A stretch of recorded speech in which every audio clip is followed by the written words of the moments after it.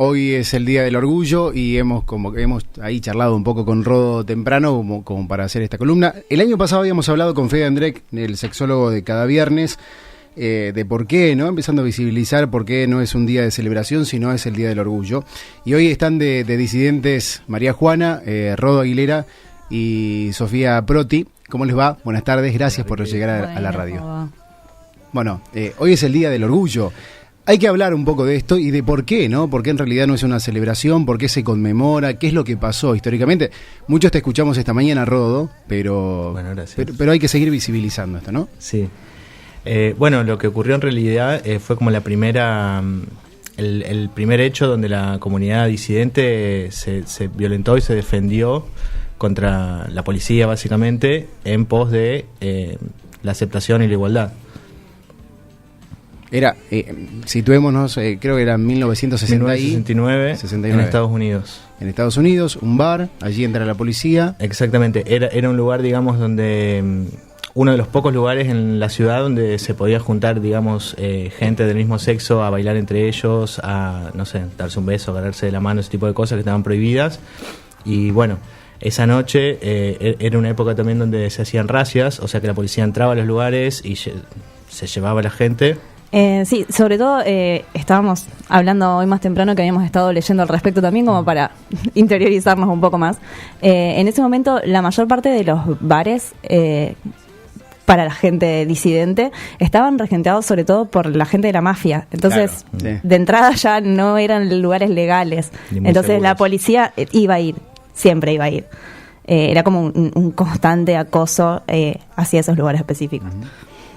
Bueno, todo este movimiento se da desde que el ser humano es ser humano, ¿no? Sí. Y obviamente en estos últimos años, un poco fin de siglo pasado y más comienzo y yo creo que estos últimos años también, es como que la cosa un poco va cambiando. No mucho, ustedes desde el grupo de disidentes pueden contar, no sé si experiencias personales, pero obviamente como ha pasado a finales del siglo pasado también un poco del racismo, ¿no? Esto de no aceptar que el ser humano es ser humano.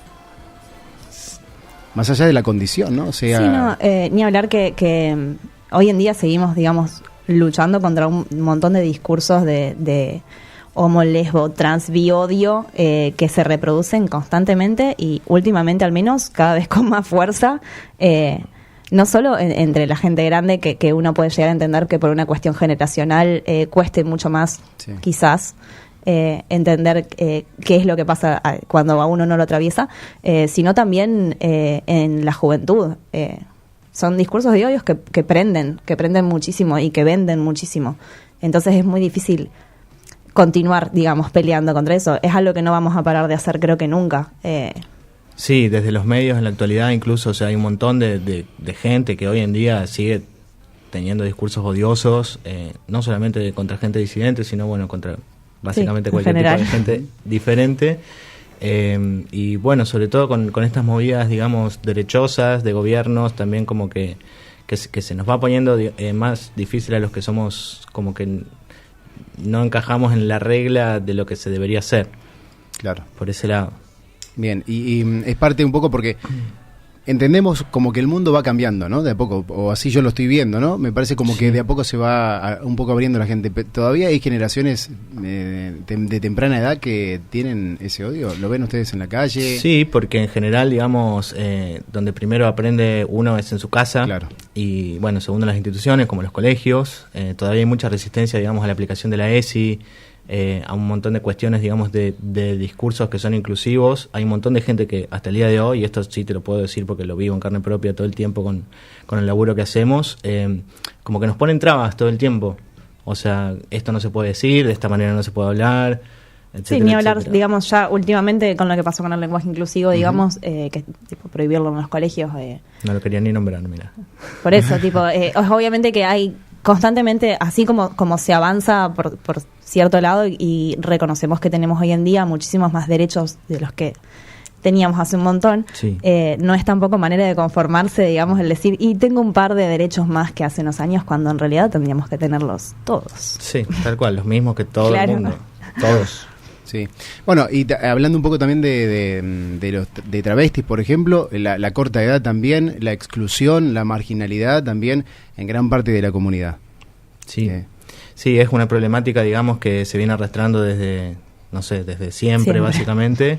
La gente trans, específicamente de las comunidades trans, son los que la pasan peor porque, o sea, es gente que en general a temprana edad tienen que recurrir a la calle para conseguir trabajo, porque no consiguen trabajo, porque los echan de las casas, no tienen coberturas de salud, de educación, etcétera. Entonces, tienen una perspectiva de vida, de 30 a 40 años en la actualidad, que ya sabemos que la gente vive hasta los 90. Sí.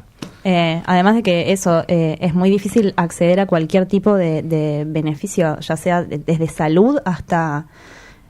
hasta presentar un currículum con datos actualizados, por ejemplo, cuando la actualización de documento, la rectificación del acta de nacimiento tarda meses enteros. Cada uno de los documentos que tenés que rectificar tarda muchísimo tiempo. Sí, y esto también lo podemos decir porque estamos trabajando, digamos, en un caso que también los papeles no llegan nunca. Es así. Por más de que nosotros tenemos el caso, por ejemplo, de tener a una persona conocida que se quiere mudar y no puede mudarse hasta que no lleguen sus papeles. Y tarda muchísimos meses y no sabes a ciencia cierta cuánto tiempo va a tardar. Uh-huh. Y nadie te da ninguna respuesta. Entonces es muy difícil realmente que puedan vivir de una manera saludable y digna realmente. Nosotros hace un tiempo dimos una charla sobre la falta de trabajo para la comunidad LGTBIQ, específicamente sobre la comunidad travesti trans y el cupo laboral trans. Y entre los datos que aparecían, más del 60% de las personas no volvió a presentarse a un trabajo luego de asumir su identidad de género. O sea, la ley existe, pero no existe tal vez la aplicación de la misma. No, ni hablar. Ni la aplicación y ni educación, digamos, desde los niveles básicos hasta después. O sea, incluso, por ejemplo, te tiro una que es una cuestión re común. Por ejemplo, una persona trans duda o no va ni siquiera a los baños de un bar o un boliche. O sea, no puede ir porque claro. En el baño de un género no puede, en el otro lo maltratan. O sea, cosas así de básicas pasan. Eso es, digamos... Claro, necesidades así de básicas que no están cubiertas, como decirte, puedo ir seguro a un baño cuando salgo. Claro. Debe ser difícil, ¿no? Estar en ese lugar, ya desde algo tan simple como no saber ir a un baño o resultar ser agredido. No solamente la agresión física, que puede ser violencia, sino también, tal vez violencia verbal, violencia en la calle, violencia institucional, en redes. Esto es algo que la verdad calculo que hemos pasado casi todos, acá, en todos lados. Todos de alguna manera tuvimos que desarrollar una personalidad que funcione en la sociedad para evitar... que nos castiguen, que nos persigan, que nos golpeen. Esto me pasó a mí. Sí, a todos. Yo creo que hay como una responsabilidad de uno para con uno mismo también, el tener que sanar también toda esa época en la que uno tiene que armarse de toda una personalidad que no es la que realmente te representa, simplemente para poder realmente, como dice Rodo, ser funcional a un sistema que no está diseñado para que nosotros estemos incluidos. Claro. Imagínate, por ejemplo, cuestiones súper básicas como explorar la sexualidad en la adolescencia, los primeros amores, todo eso. Nosotros de alguna manera tuvimos que hacerlo o a escondidas o no lo pudimos hacer. Un montón de cosas no las pudimos transitar. Sobre todo creo que nosotros en la época en la que fuimos adolescentes, en las que no teníamos quizás... no había absolutamente nada cerca o información, digamos, era muy difícil llegar a esa información. Hoy en día con las redes creo que es mucho más fácil, ya sea tipo desde tener gente a la que admirar y a la que seguir, que sea abiertamente queer, que en nuestro caso yo creo que no existía. Y no mucho. No mucho, hasta encontrar a otras personas como parte de tu comunidad, claro. Que tipo en una época en la que no existía ni WhatsApp o no existía Facebook, ¿cómo hacías encontrar a otras personas queer? Era muy difícil y sobre todo creo yo en los pueblos del interior, claro. En donde la movida queer no existe. Vos pensás que recién en el 2020 nosotros nos armamos como movida queer acá. Claro. Bueno, un poco esto de lo que charlábamos antes, de la contención, del acompañamiento, todo eso no estaba antes, ¿no? No estaba, no lo tuvimos, digamos. Yo en mi caso particular, y esto vos lo sabés porque crecimos juntos. Es verdad. Y hemos salido mucho juntos. No, sí. no tenía con quién hablar de determinados temas, o sea, sí podía charlar con mis amigos algunas cosas, pero había otras que lamentablemente que las tenía que mantener en la clandestinidad, loquísimo. Sí, es re loco porque también es parte de la amistad, ¿no? Sí, además de los peligros que eso conlleva, sobre todo en una etapa en la que estás experimentando muchísimo. Claro. Bueno, y ustedes han armado una linda comunidad, es la comunidad disidente de María Juana, disidentes.mj en Instagram. La gente los puede seguir, puede también participar. Sí, la idea, digamos, de la comunidad es ser una organización, funcionar como comunidad, justamente eso, brindar contención, asesoramiento, cuidar a la gente que necesite una mano, un abrazo, una charla, lo que sea. Para eso estamos. Y también queremos aprovechar este espacio para, convocar a cualquier persona que se quiera acercar a nosotros para charlar de lo que sea o para pedirnos ayuda o ofrecernos ayuda de lo que sea. @disidentes.mj. Sí. Así que nada, que nos escriban y que se acerquen nomás que... somos gente piola. Es muy importante en cualquier ámbito, ¿no? Esto de poder decir las cosas, de poder charlar, de poder tener esa contención, sea de alguien conocido o muchas veces desconocido, ¿no? De poder hablar, creo que para la salud mental es fundamental. Sí. Bueno, ustedes está bueno que brinden ese espacio. Sí, por eso también queremos como aprovechar la mayor cantidad de espacios que nos brinden como para poder decir, estamos acá, somos esto, hacemos esto, como para que la gente, o sea, para que no les pase lo mismo que a mí cuando era chico o a Ufi cuando era chico. Claro. Decir, no sé, puedo hablar con alguien, ¿me entendés? Cualquier duda que tengo, cualquier cosa normal que una persona... cuando está creciendo necesita saber o hablar. Sí, perdón.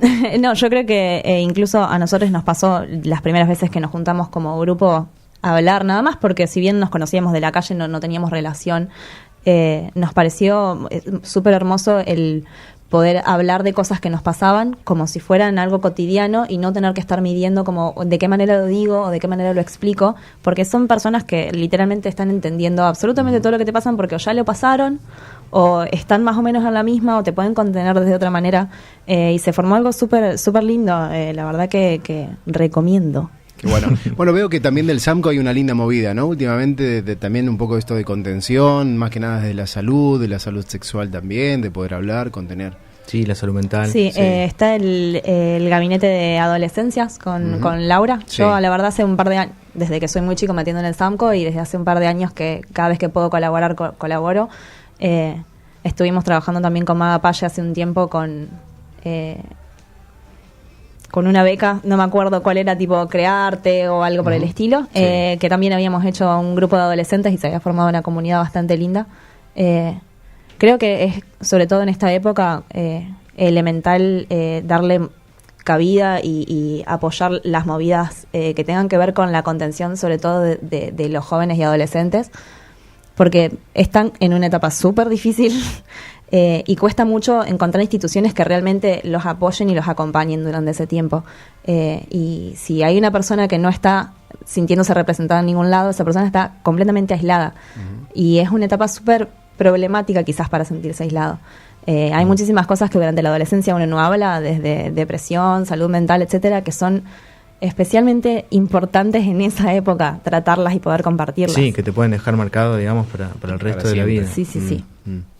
Bueno, agradezco el tiempo que ya han venido para acá. Obviamente saben ustedes que los micrófonos están abiertos para comunicar, para poder difundir. Esta nota va a estar en las redes, vamos a ponerla ahí en Instagram, en YouTube, en Facebook, para que la puedan ver, para que puedan participar, para que se puedan sumar con el @disidentes y jugar un poco con esto, ¿no? De la comunidad, obviamente, y también algo importante, madres y padres, ¿no? Que también sí, absolutamente. Poder aquella madre o aquel padre que quiera ir hacia disidentes, charlar, decir, mira, me está costando muchísimo las dudas que puedan llegar a tener, ¿no? Uno es consciente, sobre todo uno que es un poco más grande quizás, es consciente de que es un proceso que no solamente le afecta a uno, sino también a quienes te rodean, y que no siempre uno tiene las herramientas como para entender todo lo que pasa, y uno como la persona que lo está viviendo quizás no tiene tampoco las herramientas para explicarlo correctamente. Entonces, cualquier duda, necesidad que tengan de charlarlo con gente que sabe por lo que están pasando,